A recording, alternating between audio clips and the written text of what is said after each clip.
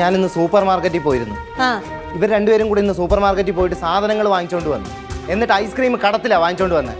ഞാനിന്ന് ബ്രെഡ് വാങ്ങിക്കാൻ പോയപ്പോഴാണ് അവരെന്നോട് ഈ കാര്യം പറയുന്നത്. ആ ക്യാഷർ പെണ്ണ് അത് എൻ്റെ അടുത്ത് പറഞ്ഞപ്പോൾ എൻ്റെ തൊലി ഉരിഞ്ഞു പോയി. എന്താ സീത ഇത്? സാധനം വാങ്ങിച്ചിട്ട് പൈസ കൊടുക്കാതിരിക്കുന്നേ? നാണം കെട്ട പരിപാടിയായി പോയല്ലോ. ഇവൾക്ക് ഇവിടെ എന്തിന്റെ കുറവുണ്ടായിട്ടാണ്? വേറെ അഹങ്കാരം. പൈസയുടെ കുറവ്. പൈസയുടെ കുറവോ? ആ, കൊള്ളാലോ. 1 രൂപ പോലും കയ്യിലില്ലാത്തതിന്റെ കുറവ്.